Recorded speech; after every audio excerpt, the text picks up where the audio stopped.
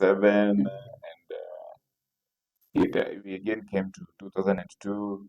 You saw what happened when now we had a coalition agreement between other smaller parties. For the first time, this was Raila benchmarking unity within parties. Yes. That was in 2002. And he sacrificed a lot so that they could push for a candidate that could change the political dynamics in Kenya. And that was Mwai Kibaki then. Yes. There was an arrangement to have some changes when they signed an MOU Yes. that will bring a lot of changes in Kenya, unlike what we had before that was frustrating our systems. And the MOU, one of the priorities that they gave was about changing the constitution. Yes. And also changing the government system. Yes. Where we were going to have a prime minister, president, so that we can have an inclusive government where everybody in Kenya feels like they are part and parcel of this government. nation. Sure. Unlike where we had a winner has it all, where the president controls everything in the country. Once an election is held and you're left out, and some of the slogans that were being used to frustrate ile siasa mbaya, maisha mbaya, you have to toe the government even if they are taking the wrong direction, but you have to be loyal to them. So when the MOU came on board, we were aware of what happened between Raila and Kibaki. There was some mischief, and the MOU was thrown, and by the time we were going for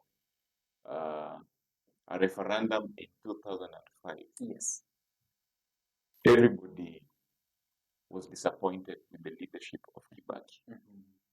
Because the expectation then was that we have a new leadership that was going to change the system. And Kibaki failed. And you remember the entire country was disappointed. And when ODM was being formed, you remember before it came on board, Kenyans were pushing for a new constitution. And there was a referendum that was organized by the government after having the Bomas 1, Bomas 2, and then now we had a working report, and everything was now being neutralized. That was not of the interest of the Kenyan people.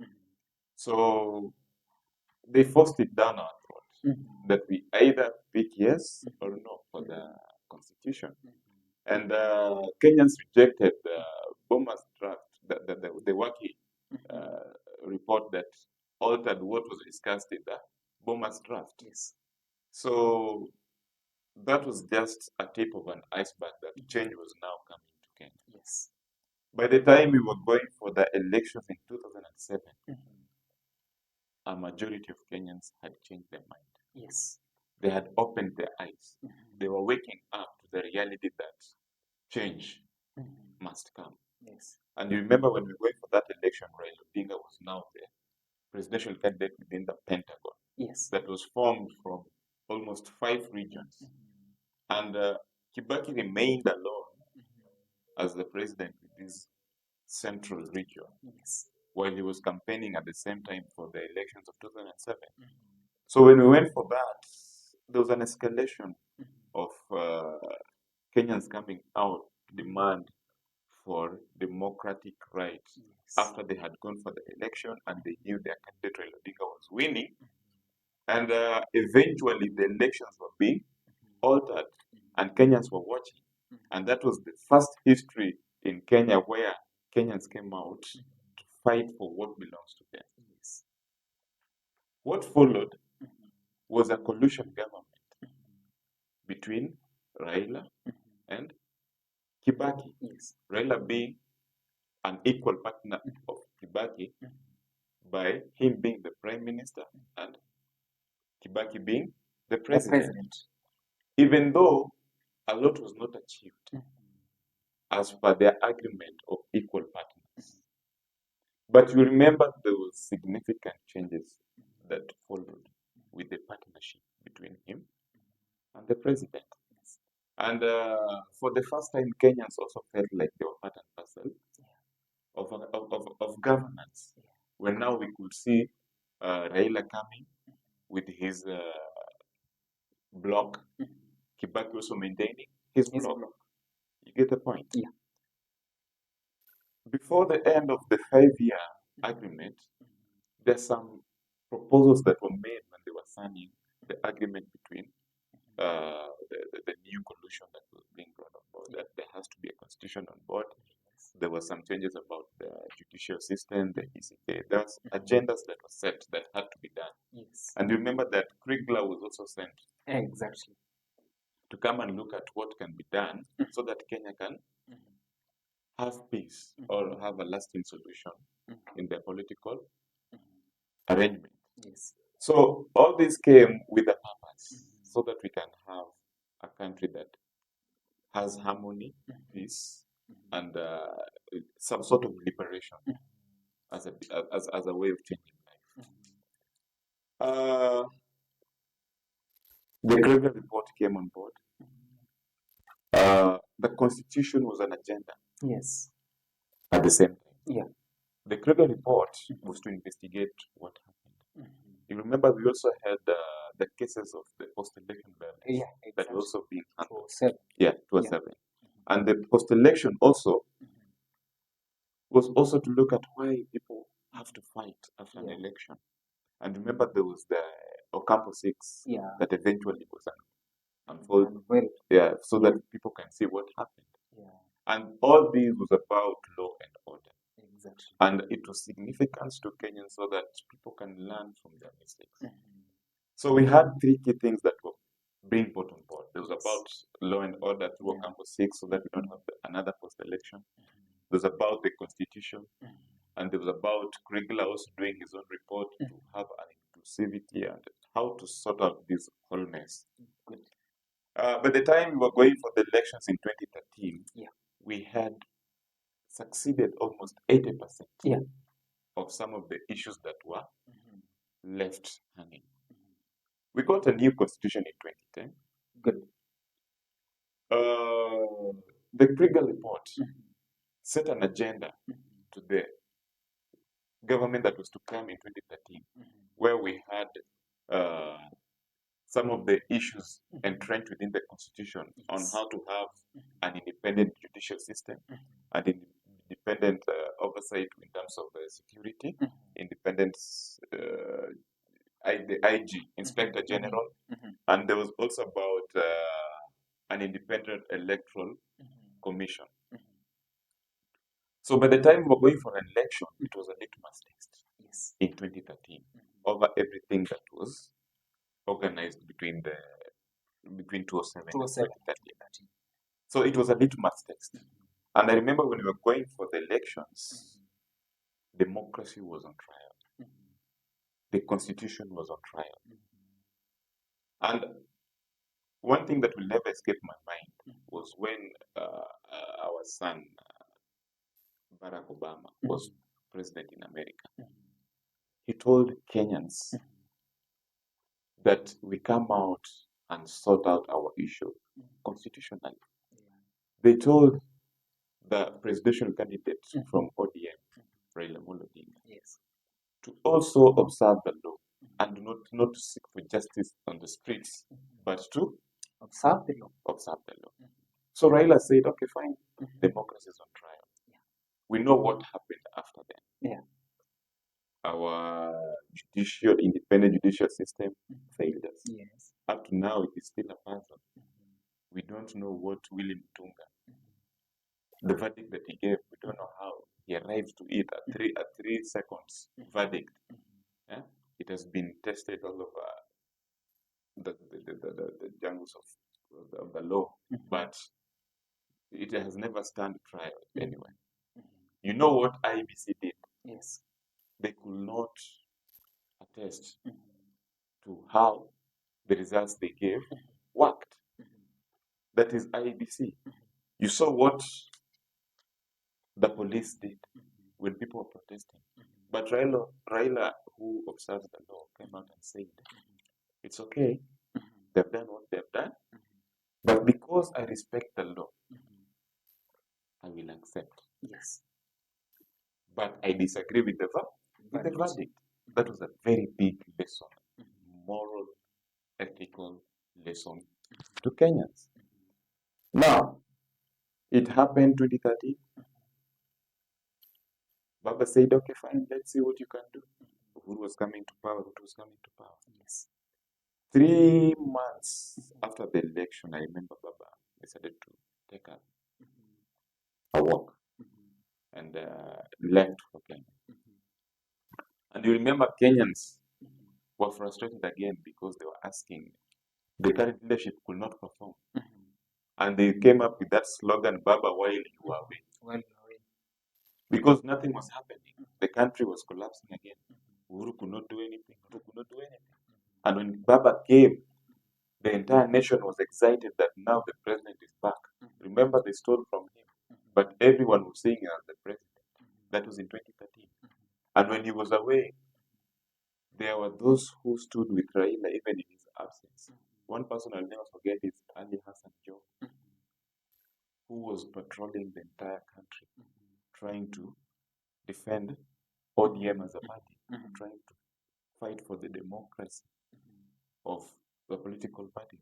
That was after 2013 elections. Yes. So I can never forget what Joho did. Yeah. We had those who were claiming to be the next Baba, people like the governor Nairobi, Evans Kidero. They were claiming to now inherit Baba. Today, when you talk about people like Kidero, they are like rogue leaders who are surviving on handouts. Yes. Because even the positions they were given are unconstitutional. So they're being paid through backdoor. Yeah. So fast forward is that after 2013, that Baba was, the country was at a standstill again. When we reached 2013, you saw what happened in the elections again. IBC failures. Yes. They could not stand the test. You remember the Supreme Court tried so much for clarity. When they nullified the election, that was a clear indication that IBC could not handle the elections. Yes. The idea as usual was being used by government. The other point. Yes. Fortunately or unfortunately, Baba did get his position. But he came up with another solution. Yes. That irrespective of the disagreement between the political faction, but Kenya is still one. Kenya is still one. Yes. So they went into handshake with him. Yeah. And I remember his particular words that I am not in government, but if there's any challenge as opposition, I can have communication with the government. Yeah. Yes. So when this happened, that is now in 2017, Baba and Uhuru came together. And I remember it was a shock to the entire nation. And people wondering, who is this man, Raila Odinga? There's always light at the end of the tunnel. Yeah? When we were approaching 2022 elections, exactly, it was a sure bet. Everybody could see a Raila win in 2022. There was conflict between the deputy president and the president. The president was open about their differences and the reasons why they could not work. Were there. Yeah, the reason why they could not work. And we know what Ruto was in that government. Yeah. Yes. So everybody saw it coming that this was now a sure bet. Raila was going to be the president. Come the elections, again, we were hit by some alienated ideas, by some alienated strategies of hijacking victory from Kenyans. Kenyans woke up very early in the morning to go and vote. You saw what happened in the elections. Azimio contested this in court. You saw the verdict that the Chief Justice gave. A very reckless statement that could trigger violence in Kenya anytime. But again, Raila came and said, okay, fine. You've done what you've done, but the truth will always remain. Every Kenyan knew that Baba's elections was rigged again, including those who rigged. because they could not prove how they work. Yeah. So Raila stood back again and said, "Okay, fine, let's see what happens." Within a short time, the government was at standstill again. Yes. All the political manifest, all the things they campaigned with, they could not even start their engine. Oh, they wake up, oh, Uhuru did this, oh, Raila did this. Oh. But Kenyans were saying, okay, fine, they did it, they're not in government, you're in power. Yeah, Can you start working? Yes. Yeah? So they could not do anything. And this one affected them seriously. Yes. Yeah? Then Kenyans turned back to look for Raila again. Yeah. Baba, we are being punished for what we did, participating. And Baba saw that Kenyans need him. So he said, no, there's some issues that have to be addressed. You took government, fine, I can't struggle with you over it. Yes. And we know those who did it. But we cannot keep on fighting about it. Now work for Kenyans. Because the cost of living was high, shot up 101%. Some of the things they pledged they were going to normalize for Kenyans, they could not. Instead, they tripled it. Yeah. Number one was cost of living. You remember for the first time, fuel shot up to 230 or so. Yes. The things we used to buy shot up with 100%. I used to buy unga at 100 shillings. It shot to 200 shillings. I used to buy 1 liter of salad at around 120. It shot up to 360. Those are basic commodities for every household. Yeah. Everything shot. And Kenyans were now asking the government, what do we do? And they didn't have any response. So eventually, they diverted to look for Baba. And Baba came and said, no, my people will not suffer at my watch. My people will never suffer at my watch. I have to come out. Reckless statements from the deputy president Gachagua that this government belongs to some people and some people are not part of it. Those are some of the issues that we were contesting when we were going for the demonstration. Yes. Yeah. That is what I want to hear. Yes. The cost of living, medical report. It is very important that we know where it started. Yeah. That is why I started it way back, how we ended up where we are. Yes. You get the point? So Kenyans came out and Baba was now in the front line. And remember, the People's Parliament was very instrumental to some of these issues that are happening today. The People's Parliament, they have to be recognized. I happen to be one of the members here in Kisumu.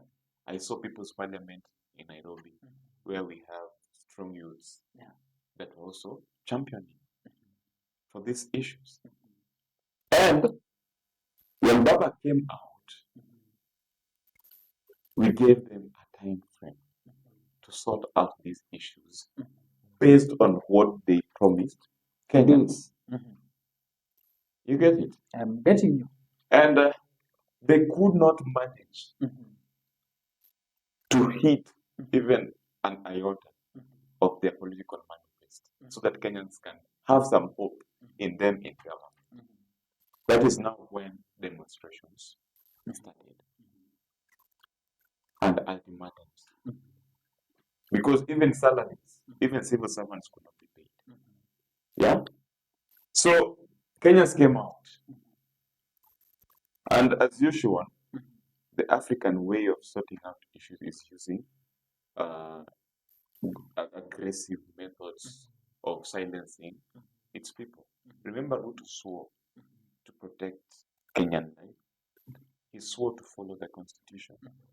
He swore to protect wealth, property, and wealth. But we were shocked that even us as Kenyans who understand the Constitution, our constitutional rights, and one of them is to demonstrate, to picket, civil disobedience. It's enshrined in the Constitution. These are ways of keeping government on toes. We followed the Constitution to the letter to show that we didn't like what was happening through protests.